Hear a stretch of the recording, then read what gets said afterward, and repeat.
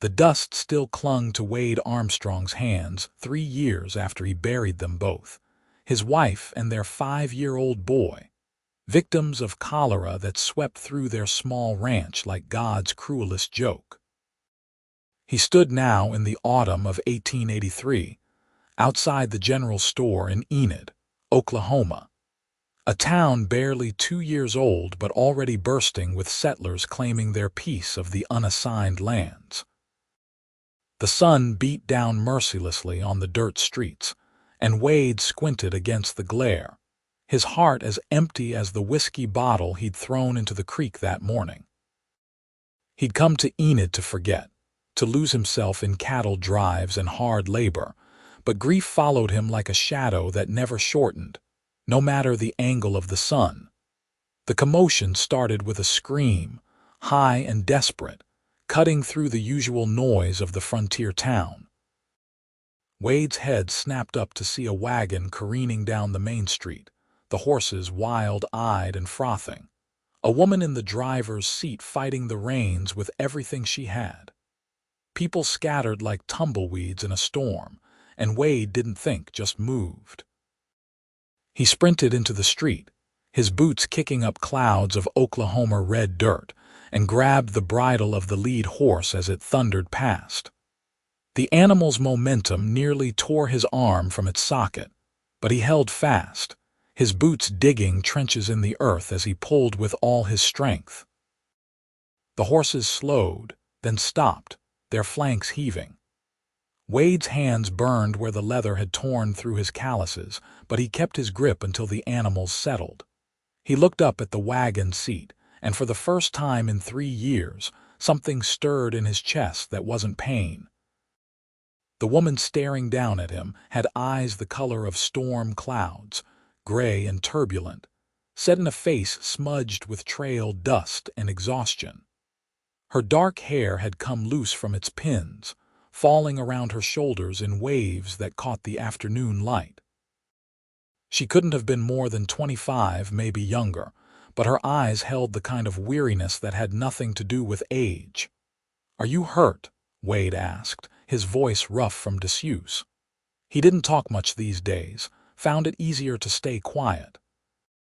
She shook her head, then seemed to reconsider. "No, yes, I don't know." Her hands trembled as she set down the reins.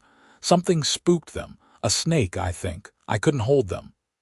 Her voice carried the refined edges of education, not the rough drawl he'd expected. Eastern, maybe. Definitely not from Oklahoma territory. Wade tied off the lead horse and walked around to her side of the wagon. Up close, he could see the dark circles under her eyes, the way her dress hung loose on a frame that had probably carried more weight once. "Let me help you down." She hesitated, and he saw it then, the wariness of someone who'd learned not to trust easily. But she took his hand and he guided her to the ground. Her legs nearly buckled when her feet hit the dirt, and he caught her elbow to steady her. "When did you last eat?" he asked. "Yesterday." "Maybe the day before." She pulled away from his touch, straightening her spine with visible effort. "I'll be fine. Thank you for stopping the horses. You won't be fine if you collapse in the street." Wade surprised himself with his persistence. He'd spent 3 years avoiding people, and here he was, arguing with a stranger. "There's a restaurant at the hotel. Let me buy you a meal." "I can't pay you back. Didn't ask you to." She studied him for a long moment, and Wade had the uncomfortable sensation of being seen, really seen, for the first time since he'd lost everything. Finally, she nodded. "Zelda Harrison, and I'm grateful, Mr. Armstrong. Wade Armstrong, and it's just a meal, Miss Harrison." Nothing to be grateful for. They walked to the hotel in silence, Wade leading her horses and wagon to the hitching post. Inside, the restaurant was half full of settlers and cowboys, the air thick with the smell of fried meat and coffee. Wade ordered steak and potatoes for both of them, along with fresh bread and coffee so strong it could strip paint. Zelda ate like someone who'd forgotten the pleasure of food, mechanically at first, Then, with increasing focus, as if the act of eating required all her concentration. "Where are you headed?" Wade asked when she'd taken the edge off her hunger. Zelda's fork paused halfway to her mouth. She set it down carefully. "Here, I suppose, or wherever I can find work. I don't have anywhere else to go." She took a breath, and the story came out in pieces, like shards of broken glass she was trying to fit back together. She'd come from Pennsylvania with her husband 2 years ago, following the promise of cheap land and new beginnings. They'd staked a claim 40 miles north of Enid, built a soddy with their own hands, planted wheat in soil that had never known a plow. Then last winter, a blizzard caught her husband out checking the stock. They found him 3 days later, frozen solid 100 yards from the house. She tried to keep the farm going alone, but outlaws had come in the spring, taken what little she had, burned the rest. She'd barely escaped with the wagon and horses. "Lost my crops, my livestock," the soddy. Her voice was flat, drained of emotion. "Lost the money we'd saved, the deed to the land. They took everything, even my wedding ring." She looked down at her bare hand. "I have nothing left except what's in that wagon, and that's just some clothes and a few cooking pots." Wade listened without interrupting, recognizing the numbness in her words. He'd spoken in that same hollow tone after the cholera took his family. "I'm sorry," he said finally, and meant it. "That's a hard thing to bear. You sound like you understand." He hadn't planned to tell her, but the words came anyway. About Margaret and their son, Thomas. About watching them sicken and die within days of each other, helpless to stop it. About selling the ranch because he couldn't stand to live in the house where they'd laughed and loved and built their life. About drifting for 3 years, working ranches across Texas and Kansas before ending up in Enid a month ago, drawn by rumors of work and the anonymity of a new town where no one knew his story. "So here we are," Zelda said when he finished. "Two people with nothing. Seems that way." She picked up her coffee cup, cradling it in both hands. "What do you do here, in Enid?" "I work at the Double T Ranch 10 miles west of town, breaking horses mostly, some cattle work. The owner's getting old, needs the help."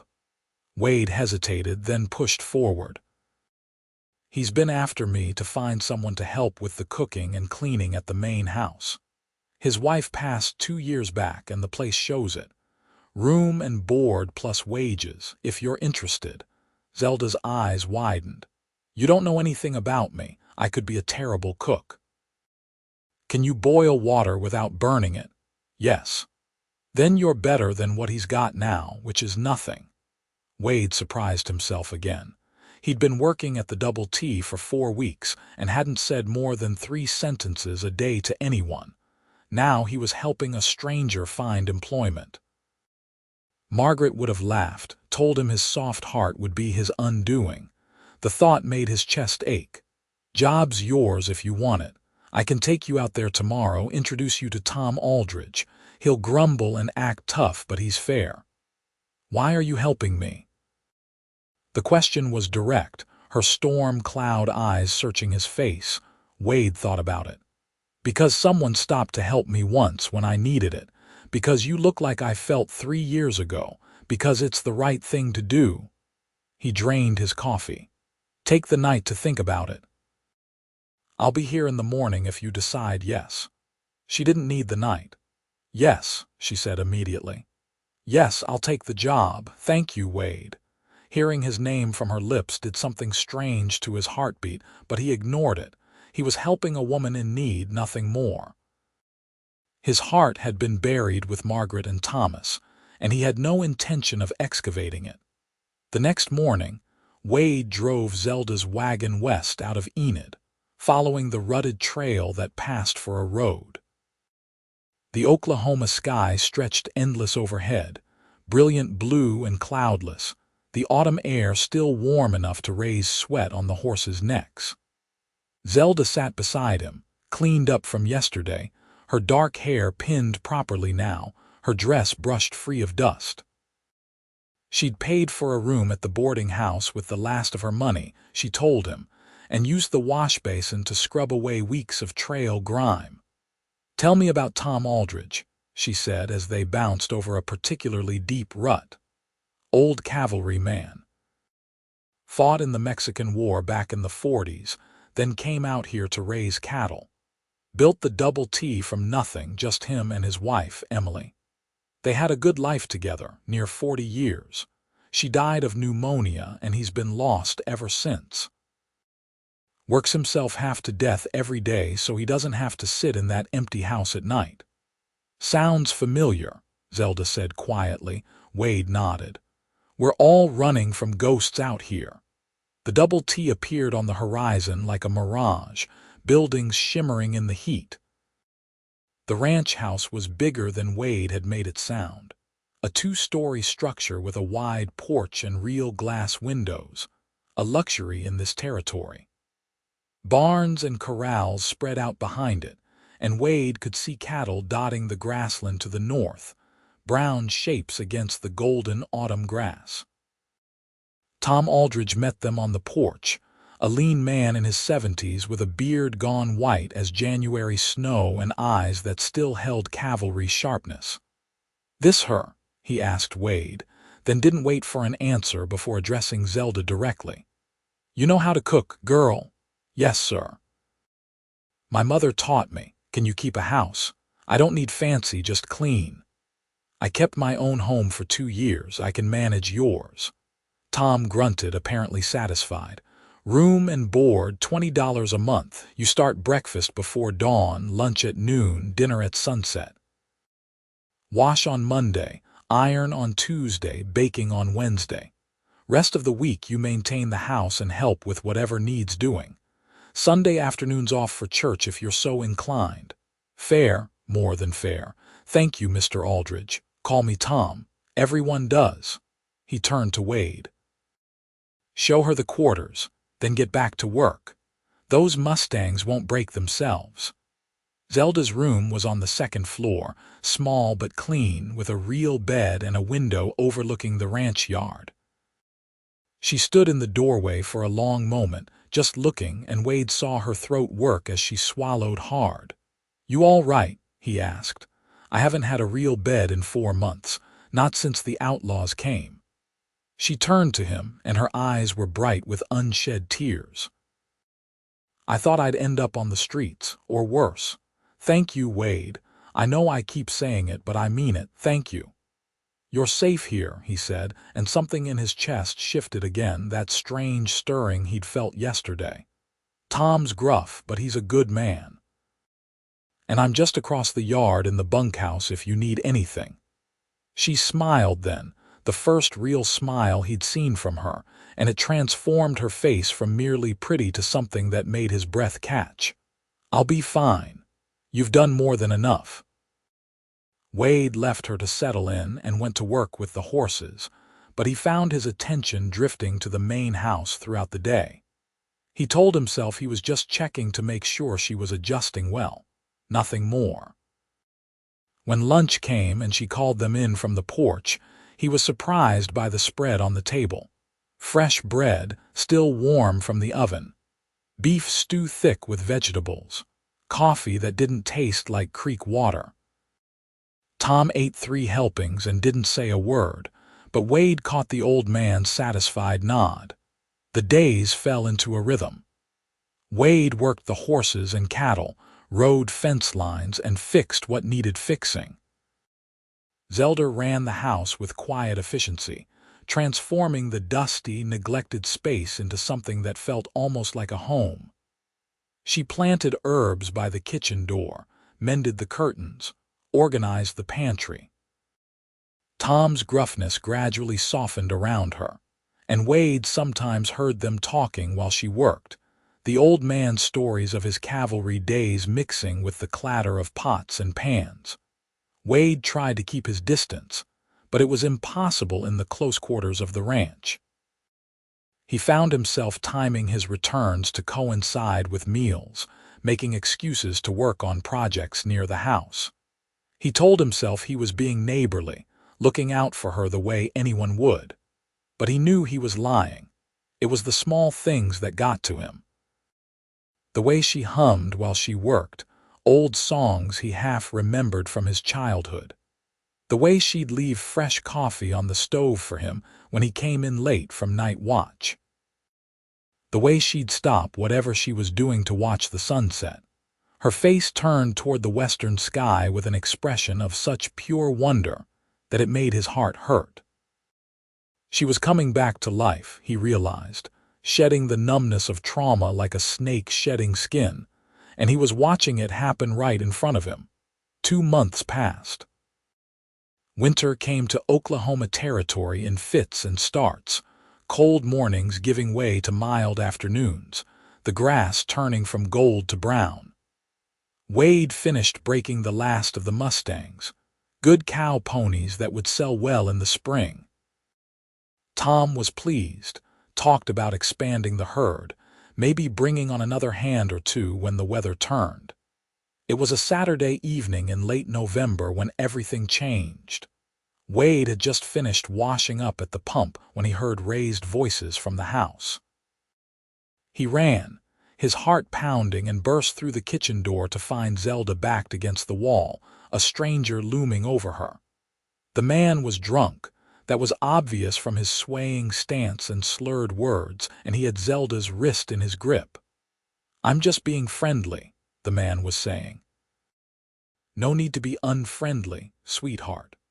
Wade crossed the kitchen in 3 strides and grabbed the stranger by the shoulder, spinning him around and driving his fist into the man's jaw. The drunk went down hard, sprawling across the floor. Wade stood over him, fists clenched, rage singing through his veins in a way he hadn't felt since Margaret died. "Get out," Wade said, his voice deadly quiet. "Get out now, or I'll finish what I started." The man scrambled to his feet, holding his jaw. "She's just a servant girl." No reason to get riled up. Wade took a step forward, and the man fled, stumbling out the door and into the darkening yard. Wade heard hoofbeats a moment later, fading into the distance. He turned to Zelda, who was still pressed against the wall, her face pale. "Did he hurt you?" Wade asked, his voice gentler now but still shaking with adrenaline. She shook her head. "No, he just frightened me. He's one of the hands from the neighboring ranch. He stopped by asking for Tom, but Tom rode into town for supplies. I told him to come back tomorrow, but he forced his way inside and—" She trailed off, wrapping her arms around herself. Wade wanted to pull her into his arms, hold her until the fear left her eyes, but he kept his hands at his sides. "He won't bother you again. I'll make sure of it, Wade." Her voice was small. "I froze. When he grabbed me, I just froze. After the outlaws, I promised myself I'd never be helpless again, but I was. You weren't helpless. You were scared. There's a difference." He took a careful step closer. "It's all right to be scared, Zelda." She looked up at him then, and something passed between them, an understanding too deep for words. "You're a good man, Wade Armstrong." "I'm just a man," he said. "Nothing more." But that night, lying in his bunk while the other ranch hands snored around him, Wade admitted the truth to himself. He was falling for Zelda Harrison. Maybe had been falling since that first moment in the street, when her storm cloud eyes had looked into his and seen past the walls he'd built. The realization terrified him. He'd loved Margaret with everything he had, and losing her had nearly destroyed him. The thought of opening himself up to that kind of pain again made his chest tight with panic. He couldn't do it. Wouldn't do it. He'd help Zelda, protect her, make sure she was safe and taken care of, but he couldn't let himself love her. It was too much, too dangerous, too likely to end in heartbreak. The next morning, Wade was distant at breakfast, barely meeting Zelda's eyes, answering her questions with grunts and single syllables. He saw the confusion flicker across her face, but he couldn't explain, couldn't tell her he was running scared from his own feelings. Instead, He threw himself into his work with renewed fervor, volunteering for the longest, hardest jobs, anything to keep him away from the house and the woman inside it. Tom noticed. "What's got into you?" The old man asked one afternoon as they mended fence together, their breath fogging in the December cold. "Nothing, just working. You're working like a man trying to outrun something." Tom hammered in a fence post with more force than necessary. "Want to talk about it?" "No." "It's the girl, isn't it? Zelda." Wade's head snapped up. "I don't know what you're talking about." Tom chuckled, a dry sound like wind through dead leaves. "Boy, I'm old, not blind. I've seen the way you look at her when you think no one's watching. Same way I used to look at Emily." His expression softened with memory. "You're scared." "I loved my wife," Wade said fiercely. "I loved Margaret and Thomas with everything I had, and when they died it nearly killed me too. I can't go through that again, Tom. I won't survive it a second time." "So your plan is what?" "Never feel anything again. Live half a life until you die." Tom shook his head. "That's not living, son. That's just waiting for the grave. It's safer." Safe never made anyone happy. Tom picked up another post, testing its weight. "Emily and I had 40 years together. 40 years of fighting and laughing and loving and just being together. When she died, I wanted to die too. Thought about eating my rifle more than once. But you know what stopped me? The memories. Every single one of those 40 years was worth the pain of losing her. I wouldn't trade a single day we had together to avoid the hurt of saying goodbye." Wade stared at the frozen ground, Tom's words settling into him like seeds in soil. "What if I'm not strong enough? What if you are?" Tom clapped him on the shoulder. "That girl's been hurt just as bad as you. She lost everything too. Maybe that's why you two fit. You both know what it costs to love and lose. Maybe that makes you brave enough to try again." That night, Wade stayed up late, sitting on the bunkhouse steps and staring at the stars. The Oklahoma sky was crystalline clear, every constellation sharp-edged and brilliant. He thought about Margaret, really thought about her for the first time in months. She'd been sunshine and laughter, quick to smile and quicker to forgive. She'd loved him fiercely, completely, without reservation. And if their positions had been reversed, if he'd been the one to die, what would he have wanted for her? Would he have wanted her to lock her heart away and live in grief forever? No. He'd have wanted her to live, really live, to find happiness again, to love again. The realization hit him like a physical blow. Loving Zelda didn't mean forgetting Margaret. It meant honoring what Margaret had taught him about love, about opening his heart even when it was risky, even when it was terrifying. Margaret would have liked Zelda, he thought. Would have appreciated her strength, her resilience, her quiet grace. The next morning, Wade knocked on the kitchen door before breakfast. Zelda answered, surprise flickering across her face. "Wade, is something wrong?" "I need to apologize," he said, "for the way I've been acting. I've been distant and cold, and you didn't deserve that." She studied him for a long moment. "Come in. Coffee's ready." They sat at the kitchen table, just the two of them, the morning light streaming through the windows and painting everything gold. Wade wrapped his hands around his coffee cup and tried to find the words.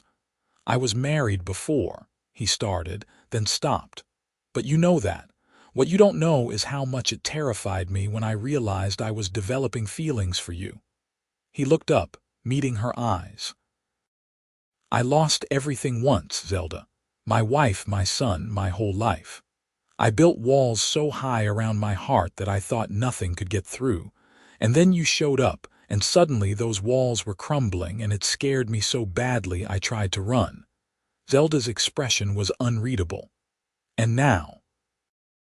Now I'm done running. I'm done being scared. Or at least I'm done letting fear make my decisions." He reached across the table slowly, giving her time to pull away. She didn't. He took her hand, her skin warm against his. I care about you, Zelda. More than I thought I could care about anyone again. And I know that's not easy to hear, and I'm not asking for anything in return. I just needed you to know. For a long moment, she didn't speak. Then, I lost my husband, Wade. I loved him and I mourned him, and I thought that was it for me. That I'd had my one chance at love and it was over. Her fingers tightened around his. But then you stopped my horses in the street that day, and you looked at me like I was a person, not just a problem to be solved or avoided. And over these past months, watching you with the horses, seeing how patient and gentle you are, how you helped me when I had nothing to offer in return. She paused, her storm cloud eyes bright. I care about you too. I think I have for a while now. I just didn't know if I was allowed to feel that way. Wade's heart was hammering so hard he was sure she could hear it. What do we do now? I don't know. Start over maybe. Take it slow. We've both been hurt badly. We don't have to rush. Slow sounds good. Wade smiled, really smiled for the first time in 3 years. Maybe we could start with dinner. A real dinner, just the two of us, not working, just spending time together. I'd like that. Tom was predictably smug when Wade told him later that day. About time, was all the old man said, but his eyes twinkled with satisfaction. They took it slow, just as Zelda had suggested. Dinners together evolved into evening walks around the ranch, bundled against the winter cold, talking about everything and nothing. Wade told her about his childhood in Texas, about learning to ride before he could walk, about his father teaching him to respect the land and the animals. Zelda told him about growing up in Pennsylvania, about her mother's flower gardens and her father's blacksmith shop, about the books she'd read, and the dreams she'd had before life taught her how fragile dreams could be. Christmas came, and Tom insisted on a proper celebration. They decorated the house with pine boughs and holly, cooked a turkey that was really a wild goose Wade had shot, made pie from dried apples. It was small and quiet, just the three of them, but it felt like family in a way none of them had experienced in years. Wade gave Zelda a new shawl he'd bought in town, deep blue wool that matched her dress. She gave him a pair of gloves she'd sewn herself, the leather soft and supple. Tom gave them both his blessing, which was the best gift of all. Winter deepened into January, then February. The work on the ranch slowed during the coldest months, giving Wade more time to spend with Zelda. They'd sit by the fire in the evenings after Tom went to bed, talking in low voices about their pasts and, increasingly, about their futures. Wade learned that she loved thunderstorms, that she could quote poetry from memory, that she had a laugh that started quiet and grew until it filled the whole room. She learned that he played harmonica, that he had a gift with animals that bordered on magical, that underneath his quiet exterior was a man capable of deep feeling and fierce loyalty. It was a night in early March when Wade kissed her for the first time. They'd been walking back from checking on a pregnant mare, the air cold but the stars brilliant overhead. Zelda stumbled on a frozen rut, and Wade caught her, his arms going around her waist.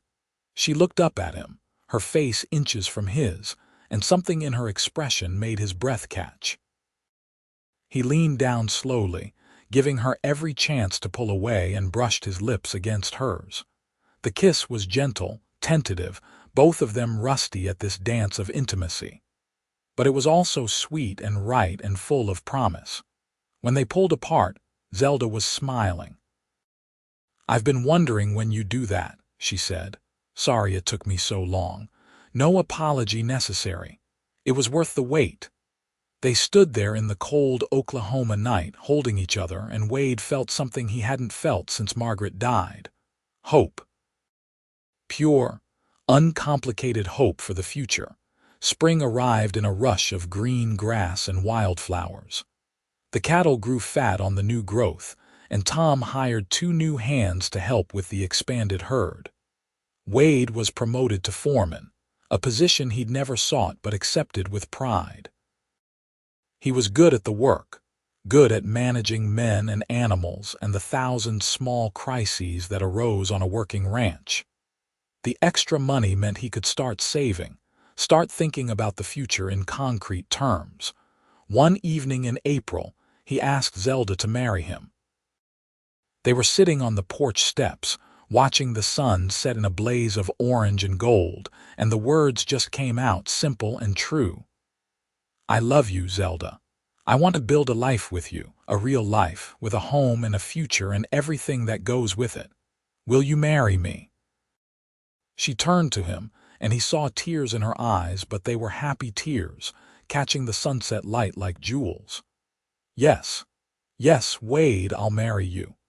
They were married in May at the little church in Enid, Tom serving as witness and half the town turning out to celebrate. Zelda wore a simple dress she'd sewn herself, white with blue ribbons that matched her eyes, and Wade thought she was the most beautiful thing he'd ever seen. The preacher kept the ceremony short, and then they were pronounced man and wife, and Wade was kissing his bride while everyone cheered. Tom gave them the 2-room cabin on the east edge of the ranch property as a wedding gift. It needed work, but it was solidly built and private, a place they could make their own. They spent the first month of their marriage fixing it up, painting walls and mending the roof and building furniture from rough-cut lumber.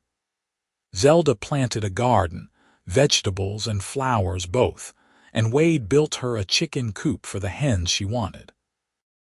It was hard work, but it was good work, the kind that left them tired and satisfied at the end of each day. The nights were their own. They learned each other slowly, carefully, two people who'd been hurt learning to trust again. Wade had been afraid that being with Zelda would feel like a betrayal of Margaret, but it didn't. It felt like healing, like coming home after a long journey. They'd lie awake talking until the stars wheeled overhead, sharing secrets and dreams and quiet laughter. Sometimes they'd wake in the night and reach for each other, needing reassurance that this was real, that they'd truly found each other in this vast, lonely territory. Summer came hot and dry. Wade worked long days managing the ranch while Tom gradually stepped back, trusting his foreman to handle more and more. Zelda maintained their cabin and helped with the ranch house when needed, her garden flourishing despite the heat. They fell into a rhythm of married life, learning each other's habits and preferences, figuring out how to share space and make decisions together. It was August when Zelda told him she was pregnant. They were eating dinner at their little table, the cabin windows open to catch any hint of breeze, and she just said it, quiet and direct. "I'm going to have a baby. Sometime in February, I think." Wade's fork clattered to his plate. For a moment he couldn't breathe, couldn't think. The memory of Thomas hit him like a physical blow. His son's small face, his laughter, the way he'd run to Wade every evening when he came home from work. And then the sickness, the fever, the tiny body growing still and cold. "Wade," Zelda's voice was worried. "Say something." He looked at her, saw the fear in her eyes, the way she was holding herself rigid as if bracing for rejection. And he realized she was scared too, scared of losing another child, scared he wouldn't want this, scared of all the ways the future could hurt them. They were both terrified, and that was okay. They could be terrified together. Wade got up and knelt beside her chair, taking her hands in his. "I'm scared," he admitted. "I lost Thomas, and the thought of going through that again makes me want to run, but I'm also happy. So happy, Zelda. We're going to have a baby, a child of our own." She let out a shaky breath, relief flooding her face. "You're sure? I know this brings back difficult memories." "I'm sure. We can't let fear stop us from living. You taught me that." He placed his hand gently on her still flat belly. "This baby is a gift, a new beginning for both of us. And whatever happens, we'll face it together." The pregnancy progressed smoothly through the fall. Zelda bloomed with health, her cheeks flushed and her eyes bright. Wade found himself constantly worried, checking on her too often, fussing over every little thing. She tolerated his hovering with good humor, understanding where it came from. Tom was delighted, his old face lighting up at the prospect of a baby on the ranch. He started carving toys in the evenings, a growing pile of wooden horses and dolls accumulating in the main house. Winter arrived early that year, frost covering the ground by mid-November. Wade finished his work early most days, wanting to be home with Zelda, helping with the heavy tasks she could no longer manage. They'd sit by the fire in the evenings, Wade's hand on her growing belly, feeling the baby kick and roll. Each movement was a miracle, a reassurance that life continued, that joy could follow sorrow. February came in cold and clear. Zelda's time drew near, and Wade arranged for the midwife from town to stay at the ranch. He was a mess of nerves, jumping at every sound, unable to focus on anything but his wife. Tom sent him home early most days, knowing he was useless for actual work. The labor started on a Thursday night, just as a cold front moved through, dropping the temperature below freezing. The midwife was ready, and Wade tried to stay calm, tried to be the support Zelda needed. But as the hours stretched on and her pain increased, his own terror grew. He remembered Margaret's last days, the helpless feeling of watching someone he loved suffer, and he had to step outside more than once to breathe, to remind himself this was different. Zelda was strong, everything would be fine. At dawn, their son was born. He came into the world squalling, red-faced and furious, perfect in every way. The midwife wrapped him in blankets and placed him in Zelda's arms, and Wade felt his heart break open in a way he'd thought impossible. This tiny person, part him and part Zelda, their child, their future. "He's beautiful," Zelda whispered, exhausted but radiant. "What should we name him?" Wade thought about it, looking down at his son's small face. "William, after my father, William Harrison Armstrong." Zelda smiled. "William, I like that. Hello, William." The baby's eyes opened, unfocused but searching, and Wade gently touched his son's tiny hand. William's fingers curled around Wade's thumb, holding tight, and Wade felt tears streaming down his face. This was what Tom had meant. Yes, loving someone meant risking loss, meant opening yourself up to the possibility of devastating pain. But it also meant this overwhelming joy, this sense of rightness and purpose and hope. His love for Margaret and Thomas didn't diminish his love for Zelda and William. Instead, it made him appreciate them more, knowing how precious and fragile life could be. The months that followed were a blur of sleepless nights and baby laughter, of learning to be parents together. William was a good baby, healthy and happy, and he thrived under their care. Wade would come home from work to find Zelda nursing him or singing him to sleep, and his heart would swell so large he thought it might burst. They'd survived their losses and found each other, and now they'd created new life together. It felt like a miracle. Spring came again, bringing green grass and wildflowers, and William grew stronger, his eyes focusing, his first smiles appearing. Tom was a constant presence, doting on the baby like the grandfather he'd never gotten to be. The ranch prospered under Wade's management, the herd growing, profits increasing. Wade and Tom talked about making Wade a partner, about eventually transferring ownership when Tom was ready to fully retire. One evening in late May, Wade and Zelda sat on their porch, watching the sunset while William slept in his cradle inside. They'd been married 2 years now, and the cabin had become a true home, filled with memories and love. "Are you happy?" Wade asked, taking Zelda's hand. She leaned against him, her head on his shoulder. "Happier than I ever thought I'd be again. When I lost everything, I thought my life was over, but it wasn't. It was just beginning again in a different way. I used to think loving again meant forgetting what I'd lost, Wade said. But it doesn't. Margaret and Thomas will always be part of me, and I think wherever she is, Margaret would be glad I found you. I think my husband would be glad too. He'd want me to be happy, to have a family, to live fully. Zelda squeezed his hand. We honored what we lost by not giving up, by choosing to love again despite the risk. Wade kissed the top of her head. No regrets, not a single one. The years rolled on, measured in seasons and milestones. William grew from baby to toddler to boy, strong and curious, with his father's quiet nature and his mother's storm cloud eyes. When he was 3, a daughter joined the family, Emily, named for Tom's late wife. The old man wept when they told him, his weathered face crumpling with emotion. 2 years after that, another son, Thomas, named for the boy Wade had lost. It hurt to speak the name at first, but it also healed something, a way of honoring the past while embracing the future. Tom finally retired when William was 7, signing over half ownership of the ranch to Wade.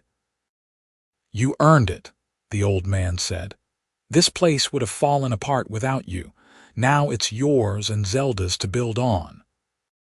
He kept a small cabin on the property and spent his days teaching the children to ride and telling them stories of the old days, when Oklahoma was still Indian territory, and Enid was just a stake in the ground. The ranch grew and changed. Wade bought adjacent land when it became available, expanding their grazing territory. They built a new, larger house to accommodate their growing family, though they kept the original cabin as a guest house and reminder of where they'd started. Zelda's garden expanded too, until she was supplying vegetables to half of Enid, the extra money going into savings for the children's education. The children grew up surrounded by love and wide open spaces. William learned to rope and ride almost before he could walk. Emily inherited her mother's love of books and her father's way with animals. Thomas was the wild one, always getting into mischief, keeping everyone on their toes. They had the childhood Wade and Zelda had always wanted for them, safe and happy and full of possibilities. There were hard times too. A drought in 1889 that killed half the herd. A barn fire in 1891 that they barely contained.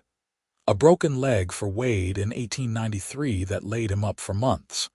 But they faced each challenge together, Wade and Zelda, supporting each other through the difficulties, celebrating the victories. Their love deepened with each passing year, growing from passionate romance into something even stronger, a partnership built on trust and respect and shared experience. Tom passed peacefully in his sleep in 1895, at the age of 82. They buried him next to Emily on a hill overlooking the ranch he'd built, and Wade gave the eulogy, talking about the man who'd given them both a chance when they needed it most, who taught him that it was okay to love again, that life was meant to be lived fully despite its risks. The turn of the century came, and with it, new challenges and opportunities. The wild Oklahoma territory was taming, becoming more settled, more civilized. Enid grew from a frontier town into a real city with paved streets and electric lights. The railroad expanded, making it easier to ship cattle to market.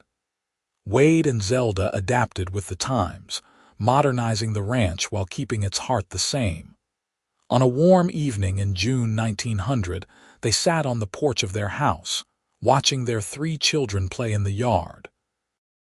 William was 17 now, tall and strong, preparing to leave for agricultural college in the fall.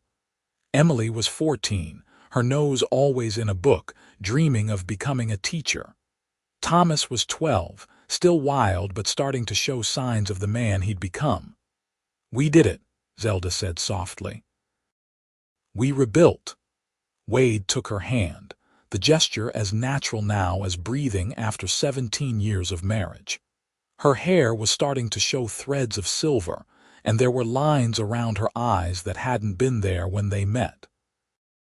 He knew he looked older too, his hair graying at the temples, his face weathered by years of Oklahoma sun.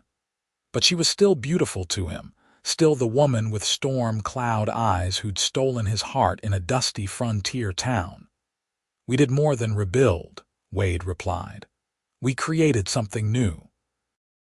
A family, a home, a life. We took all that pain and loss and turned it into this." He gestured at the scene before them, the ranch thriving in the golden evening light, their children laughing, the land stretching away to the horizon.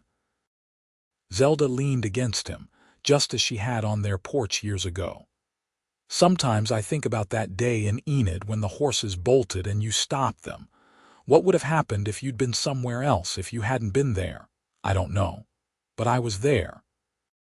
We found each other at exactly the right moment. Do you ever think about them? Margaret and Thomas and my first husband." "Every day," Wade said honestly. "But not with pain anymore, with gratitude. They taught me how to love, and that made me ready to love you. I think they'd be happy for us." "I think so too." As the sun set over their ranch, painting the Oklahoma sky in shades of fire and gold, Wade Armstrong felt a profound sense of peace. He'd lost everything once, and so had Zelda. They'd both been broken, both been certain their lives were over. But they'd found each other in the dust and heat of Enid, Oklahoma, in 1883. Two damaged souls who recognized the hurt in each other and chose to heal together. They'd rebuilt more than a life. They'd rebuilt hope itself, brick by brick, day by day, learning to trust again, to open their hearts again, to believe in the possibility of joy after sorrow. Their love hadn't erased their pasts, but it had redeemed them, giving meaning to the suffering, proving that endings could become beginnings. William called out something to his siblings, and their laughter rang across the yard. Emily chased Thomas in circles while he shrieked in mock terror. Normal, everyday moments of childhood that Wade would never take for granted. "I love you," he said to Zelda, the words as true now as the first time he'd spoken them. "I love you too," she replied, lifting her face for a kiss. And there, on the porch of the home they'd built together, surrounded by the land they'd claimed and the family they'd created, Wade and Zelda Armstrong watched the day fade into night, grateful for every moment, every breath, every beat of their joined hearts. They'd survived loss that should have destroyed them, and instead had found their way to this, to happiness and peace and abiding love. The past would always be part of them, but it no longer defined them. They'd taken the ashes of their old lives and used them to fertilize new growth, creating something beautiful and strong and lasting. They'd proved that love wasn't a finite resource, that hearts could break and heal again, each time growing larger, more capable of holding both joy and sorrow. As stars began to appear in the darkening sky, Wade pulled Zelda closer, and she settled against him with a contented sigh. Tomorrow would bring new challenges, new work, new moments to navigate. But they would face it all together, just as they had for 17 years, just as they would for all the years to come. Their story wasn't about forgetting or replacing what they'd lost. It was about honoring those losses by choosing to keep living, to keep loving, to keep building. They'd lost everything, but they'd found each other, and in doing so, they'd discovered that endings and beginnings were often the same thing, seen from different angles. The Wild West had been unforgiving, taking from them more than most people could bear to lose. But it had also given them this second chance, this opportunity to prove that the human heart was tougher than it looked, capable of surviving catastrophe and daring to love again. Wade looked down at his wife, at the woman who'd appeared in his life when he needed her most, and she looked up at him, and in that shared glance was everything they'd been through and everything they'd become. Two broken people who'd found wholeness in each other. Two grieving souls who'd discovered that grief and joy could coexist, that remembering the past didn't preclude embracing the future. "Thank you," Wade said quietly. "For what? For taking a chance on me, for not giving up, for building this life with me." Zelda smiled, that smile that still made his heart skip after all these years. "Thank you for stopping my horses that day, for seeing me when I felt invisible, for loving me when neither of us thought we could love again. Always," Wade promised. "For the rest of our lives and whatever comes after." "Always," she echoed. And as the Oklahoma night settled around them, full of stars and cricket song and the distant lowing of cattle, Wade and Zelda Armstrong sat together in the home they'd made, surrounded by the evidence of their rebuilt lives, knowing that whatever tomorrow brought, they would face it together, their love a shelter against all storms, their partnership a testament to the resilience of the human heart and the power of second chances.